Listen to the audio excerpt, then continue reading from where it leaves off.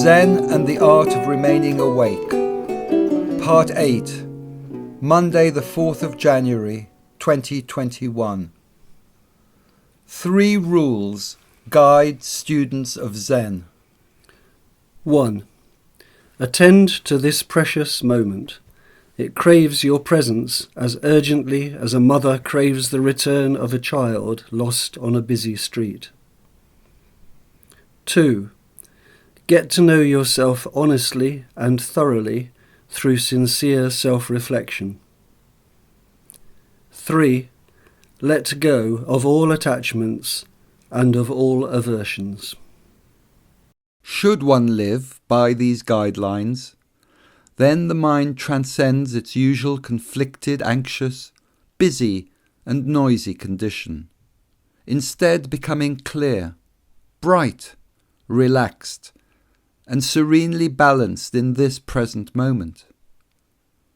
To live in this here and now is to acknowledge we live in unusual times.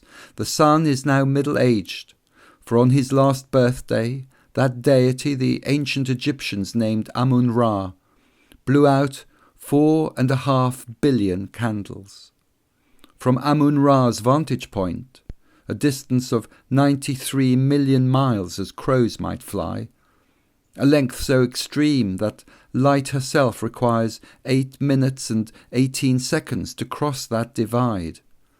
There is nothing this god hasn't seen or heard before, including irate members of the Green Party on the radio, railing against the iniquities of the UK's first-past-the-post voting system, a leg iron that has shackled any hope of radical progress since it was sprung on an unsuspecting public during the Great Reform Act of 1884. That was the year the Washington Monument, an obelisk standing 555 feet tall, became the world's tallest structure. It was also the year the cornerstone of the Statue of Liberty was laid, and the year Mark Twain published Huckleberry Finn. But has Amun-Ra heard this before? A former Conservative minister, Stephen Dorrell, who served under both John Major and Margaret Thatcher, has broken ranks and is hollering at anyone prepared to listen that Boris Johnson is a clear and present threat to democracy, for he has culled his cabinet of all opponents and replaced them with sycophants keen to serve him, thereby to keep their ministerial perks. If I were an artist, I'd sketch a cartoon called The Veneration of Boris. Why so many voters mistook his self-importance for charisma is beyond me, and a dreadful indictment of our education system.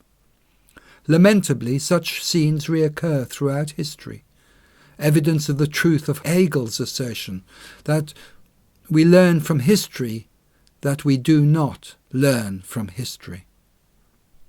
Such a despairing and ultimately destructive belief runs counter to Joseph Pilates' favourite aphorism.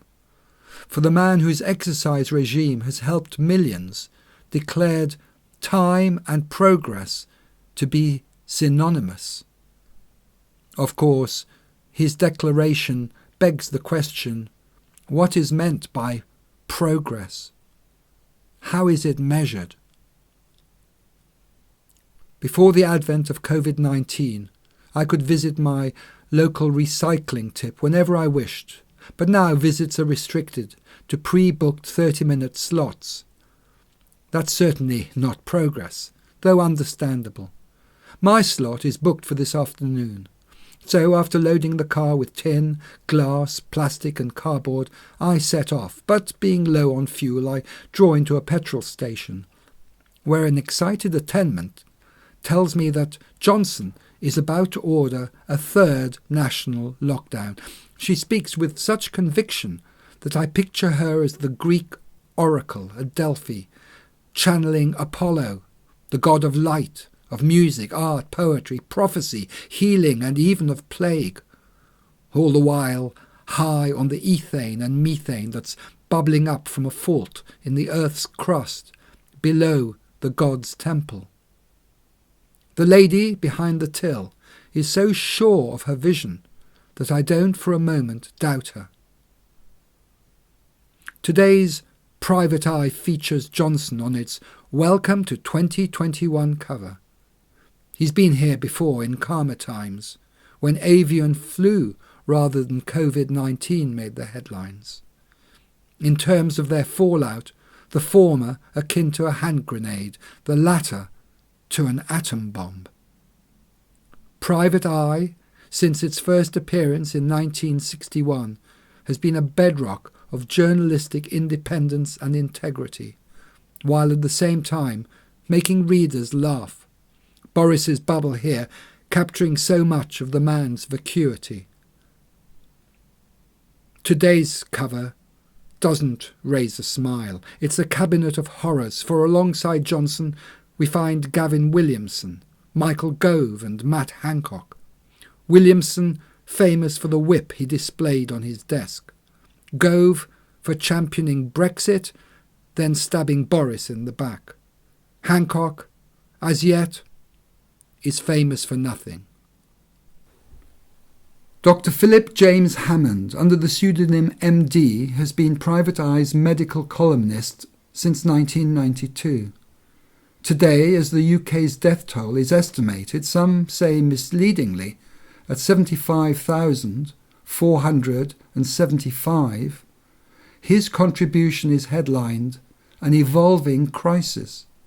And in his column he begs politicians to think before they speak and points out the potential for real harm in the real world by the careless use of a word in a TV studio.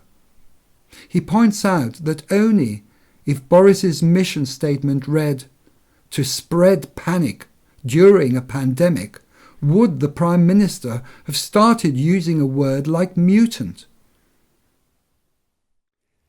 Tell people that a mutant strain of COVID is rampaging through London and the South East, as Matt Hancock and the Prime Minister did to justify their last-minute decision to cancel Christmas. And they're as likely to pack like sardines on the last train out of St Pancras as to isolate sensibly indoors, so increasing the spread across the UK rather than reducing it. With citizens fleeing the mutant and many countries isolating from us, we need a linguistic downgrade from mutant to variant.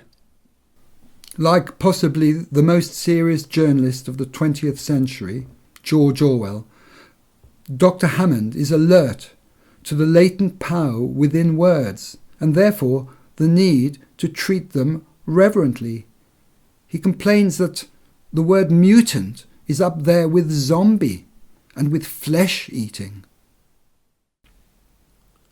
A sign at the recycling dump reads, 75% of the household waste brought here last month was recycled.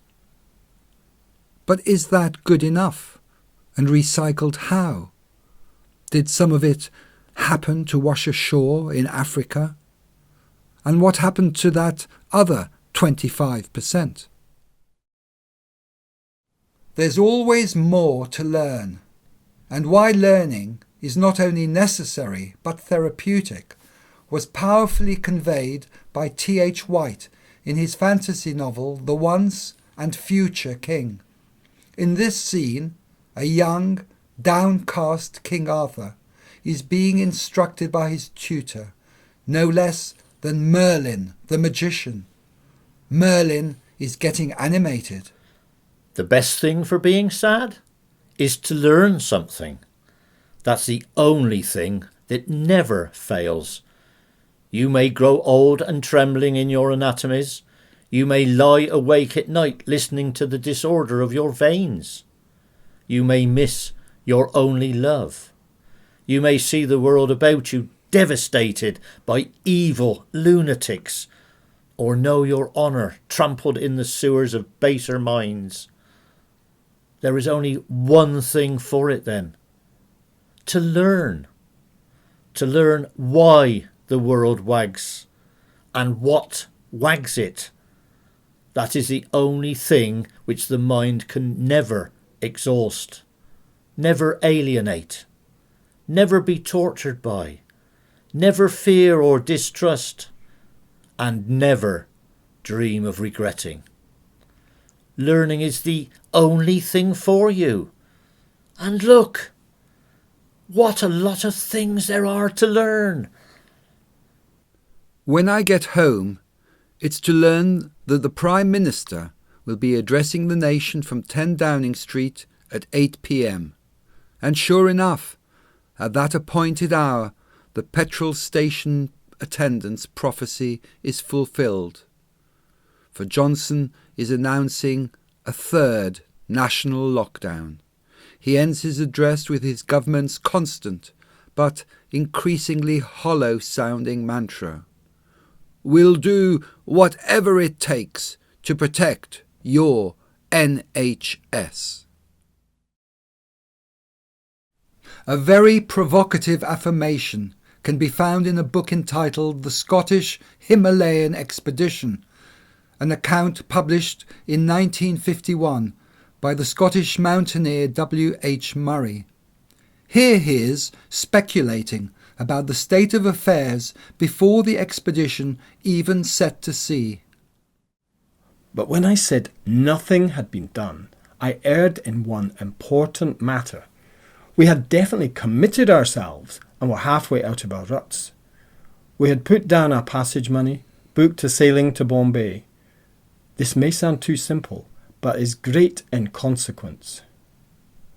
Until one is committed, there is hesitancy, the chance to draw back, always ineffectiveness. Concerning all acts of initiative and creation, there is one elementary truth, the ignorance of which kills countless ideas and splendid plans. That the moment one definitely commits oneself, then Providence moves too. All sorts of things occur to help one that would otherwise never have occurred. A whole stream of events issues from the decision, raising in one's favour all manner of unforeseen incidents, meetings and material assistance which no man could have dreamed would come his way. I've learned a deep respect for one of Goethe's couplets. Whatever you can do, or dream you can, begin it. Boldness has genius, power and magic in it. Like a magic lantern illuminating darkness, Murray's affirmation flares to life when I switch on the TV to find the BBC presenting A Feast to Save the Planet, an investigation into the carbon footprints caused as a consequence of the decisions you and I make in restaurants and supermarkets. Such choices may seem small fry when set alongside primary threats to the Earth's biosphere, such as our cavalier toxification of the air we breathe, the waters we drink and bathe in, and the soils that sustain life on the planet, such as our propensity to consume unnecessarily and unwisely, depleting Earth's finite resources faster than they can regenerate, such as, in Africa, a population explosion likely to see the number of that continent's inhabitants more than double by the year 2100. Hosting A Feast to Save the Planet are Greg Wallace and Dr. Hannah Fry. They point out that as food production and its distribution account for a third of all greenhouse gases, being enabled to make informed choices would be very useful. To entice us to keep watching, 5 celebrities have been invited to inspect a menu and then select meals they think will create the smallest carbon footprint. Gravitas is added to the programme by the inclusion of Professor Mike Berners-Lee. He's saddled with the unenviable task of calibrating the quantity of CO2 emitted by their choices. However, there may be no man better placed to do so, for Berners-Lee is the author of There Is No Planet B, a climate of truth, and how bad are bananas, the carbon footprint of everything. It is his responsibility to compute such varied components as the quantity of methane burped by cattle, the creation and transportation of chemicals and fertilizers, the energy consumed during packaging and transport, and the fuel required by farm machinery. Currently, diesel engines power 75% of all farm equipment used globally. The average Briton, because of his or her food choices, creates the equivalent of 9 kilos of CO2 per day. The professor looks grave. If we are to reach our net zero goal by 2050, he warns, we must reduce that number to between 3 and 4 kilos. Viewers are presented with the starter menu. Sarah Pascoe, the celebrity representing the vegan community, makes the worst choice for a starter, the asparagus salad. This is because the celeriac and pear soup creates 1.09 kilograms of CO2. The steamed mussels creates 1.38 kilograms. The poached salmon creates 1.6 kilogram, while the asparagus salad creates a whopping 3.52 kilograms. This is because its principal ingredient has been flown in from Peru. Had she selected this dish when the vegetable was available locally, it would have been the most ethical choice. Pascoe complains that hers was the only vegan starter available and wonders how much damage 3.52 kilograms of CO2 can actually do. A fellow celebrity assures her that it's probably no more than a belch, though in reality such a belch would fill a spherical balloon with a diameter of over 1.5 meters. The professor informs us that tiger prawns farmed in Asian mangroves are especially injurious to the planet. Heavyweights weighing in with a colossal 25 kilogram footprints. Their British counterparts, wild water prawns, weigh in considerably less, at 3.8 kilograms. We learn too that mussels have a minimal CO2 footprint compared to most other protein sources, as they capture carbon in their shells. Additionally, they come ready packed and require no feeding. The main course choices are between miso-grilled tofu, potato dumplings, chicken Milanese and sirloin steak. What alarms me is that Pascoe imagines that tofu will score badly, when in fact it's the least damaging. The professor has calculated that the tofu weighs in at 0.86 kilograms of CO2, while it's 1.44 kilograms for the potato dumpling, 2.09 for the chicken Milanese, and an appalling 8.53 kilograms for the sirloin steak, 10 times worse than the tofu. Pascoe's mistake was to associate tofu with soya and soya with the deforestation of the Amazon rainforest. Hannah Fry reminds us that 90% of soya crops are fed to cattle, and that is what has sullied its very good name. Berners-Lee believes governments should introduce a traffic light system to warn customers of the carbon footprints of foods, thereby enabling them to make wise choices. When dipping into how bad are bananas, I discover that the average Briton has an annual carbon footprint of around 13 tonnes, compared with the global average of just over 7 tonnes. I also learned that in just 2 days, the average American clocks up the annual footprint of the average Nigerian, or of their neighbour in Mali. Ironically, it is African countries such as these that Trump has dismissed as shithole countries. The carbon footprint of everything we do, produce and consume would make for an impossibly long book. So Professor Berners-Lee has selected a representative 100 items.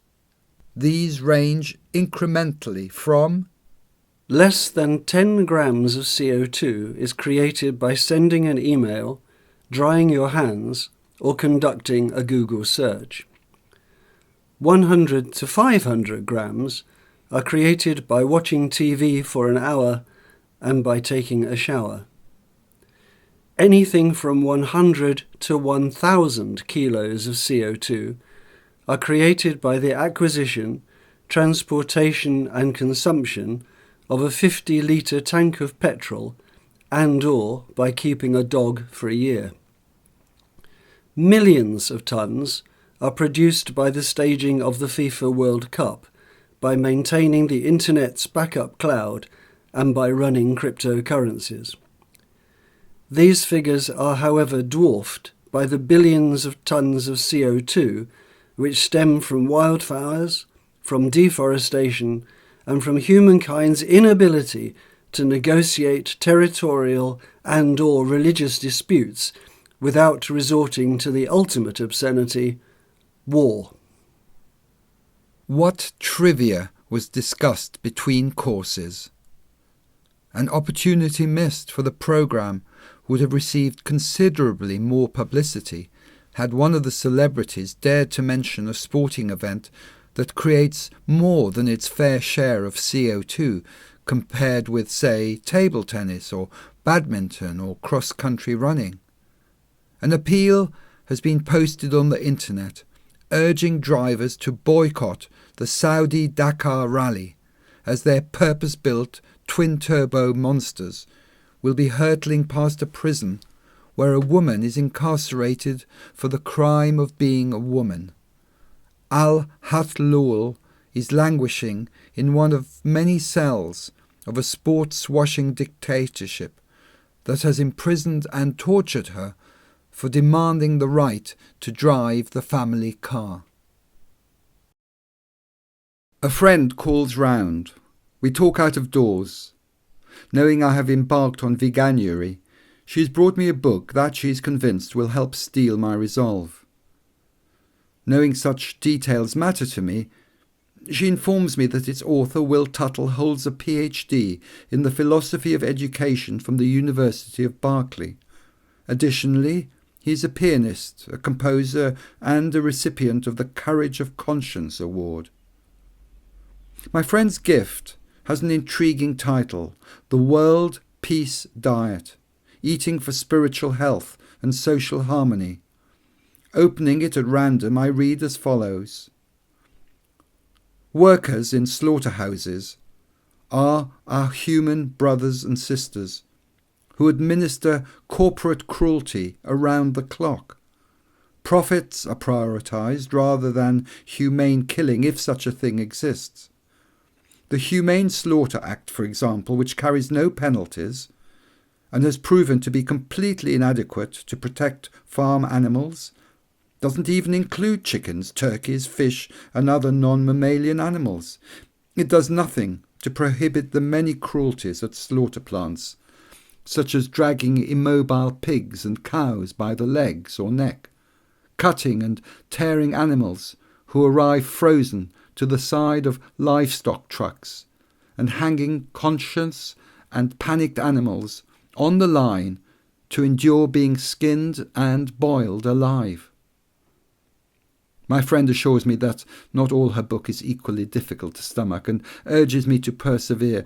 The kernel of this essentially life-affirming publication, she maintains, is summarised in a quotation Tuttle has gleaned from Matthew Fox's book, The Reinvention of Work. The Episcopal priest writes, I am increasingly convinced that one of humankind's most grievous sins is our anthropocentrism. By cutting ourselves off from the rest of creation, we are left bereft of awe and wonder, and therefore of reverence and gratitude. Before bed, I reach again for Marcus Aurelius. The philosopher king advises me to begin tomorrow morning by saying to yourself, today I shall meet with the busybody, the ungrateful, the arrogant, the deceitful, the envious, and the unsocial. All these things happen to them by reason of their ignorance of good and evil.